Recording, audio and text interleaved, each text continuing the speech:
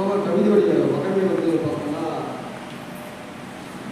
வானம்பாடி மரபுடைய கவிஞர்கள் வந்து நவீன கவிதை வந்து என்னவா பார்க்கலாம் அப்படின்னு சொல்லிட்டு கவிதை உலகத்தில் கவிதை போக்கில் தொடர்ச்சியாக நடந்துட்டு இருக்கிற பெரிய எப்படி சொல்றது, இவங்களை அங்கீகரிக்க மாட்டாங்க, அவங்க வந்து இவங்களை அங்கீகரிக்க மாட்டாங்க, அதெல்லாம் வாசிச்சிருப்பாங்க. ஆனால் நம்ம சூழலில் கசடதபுர காலகட்டத்தில் ஞானகுப்தன், வண்ணதாசன், கல்யாண்ஜி இப்படின்னு ஒரு மரபு வந்துட்டு இருந்த காலத்தில் 1971 வானம்பாடி மரபுன்னு ஒரு இயக்கம் தோன்றுது. கோவையிலிருந்து வானம்பாடியிலிருந்து தொடர்ச்சியாக கவிஞர்கள் இயக்கியிருக்காங்க. அது மாதிரி வானம்பாடி கவிஞர்களிலிருந்து ஈரோடு தமிழர்கள், மூமேத்தா, அப்துல் ரஹ்மான், தமிழர்கள் அப்படின்னு சொல்லிட்டு வானம்பாடி மரபுகளிலிருந்து எழுதிட்டு இருந்த கவிஞர்கள் இப்போ நம்ம எவ்வளோதான் வந்து ஷால் போர்ட்டில் நாதர் ரெயின்போ, பால் விளரி,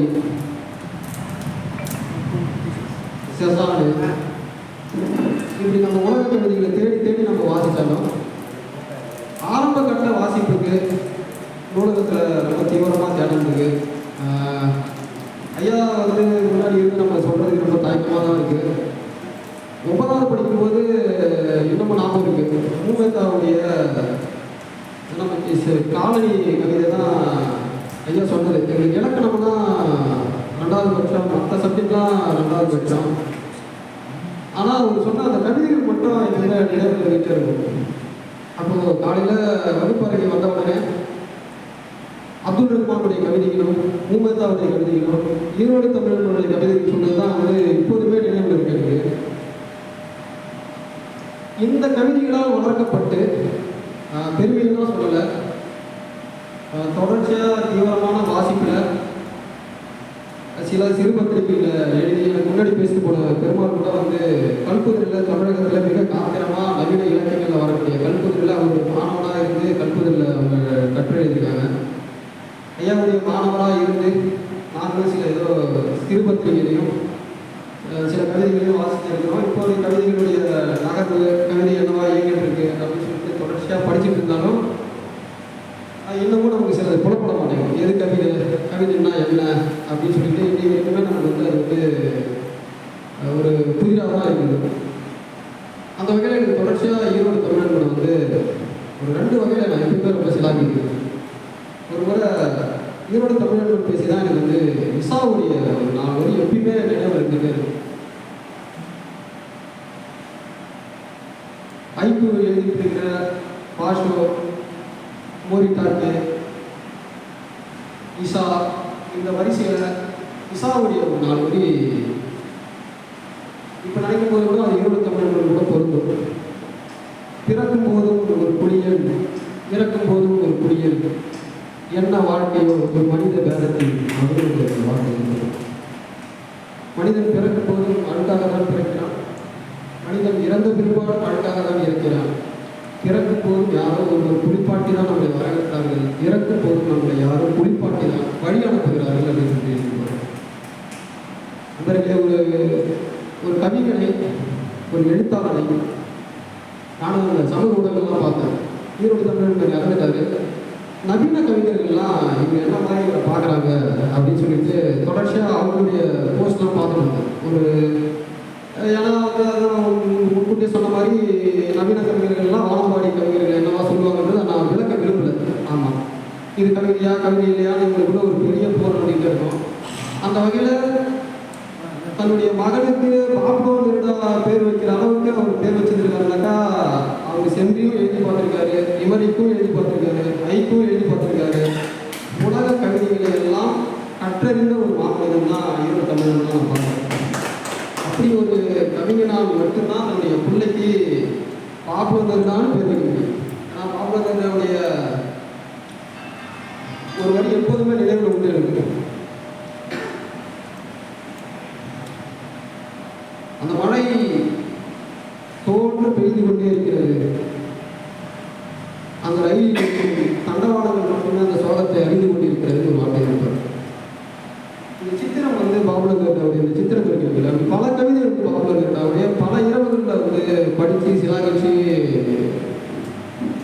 இதெல்லாம் எழுதியிருக்காருன்னு சொல்லிட்டு பாபுலர் கேட்டாவரை நம்ம இப்போ கூட சமீபத்தில் கூட பாபுலர் கேட்டாவை எடுத்து வாசிக்கும்போது கூட கேள்விகளை எடுத்து வாசிக்கும்போது கூட அப்படி இருக்க ஒவ்வொரு கவிதையும் நம்ம எடுத்து படிக்கும்போது இன்னொரு இடத்துல கூட சொல்லுவார் பாபுலர் கேட்டா.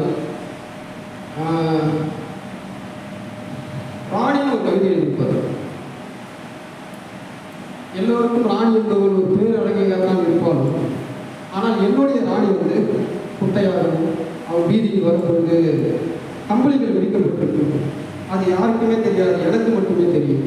அவள் தலையில் கிரீடங்கள் இருக்கிறது, யாருக்கும் தெரியாது, எனக்கு மட்டுமே தெரியும் அப்படின்னு உலக எப்படி சொல்றது பாபுலர் இருந்தாரு. அப்படி எழுதப்பட்ட ஒரு கவிஞருடைய பெயரை தன் மகனுக்கு வைத்தவர் தான் ஈரோடு தமிழ். அப்போ அவர் பாபுலர் கருடாவையும் அவருக்கு தெரிஞ்சிருக்கு, பாட்ஷாவையும் அவருக்கு தெரிஞ்சிருக்கு, பால் வளரையும் படிச்சிருப்பாரு, பால் செசானியும் அவர் வாசிதான் வந்திருப்பாரு. 20 வயதில் நெதர்லாந்தில் இறந்து போன எப்போதும் சிலாகியுடைய கவிதை வந்து ஆளுநர் எழுதும். 20 வயதில் 25 6 தான் அவருக்கு வயது. நெதர்லாந்தில் இன்னைய வரைக்கும் தேசிய கவியாக கொண்டாடப்படுகிற ஆர்தர் ரெயின்போ ஒரு 28 வயசுலாம் சூசைட் பண்ணிட்டார்.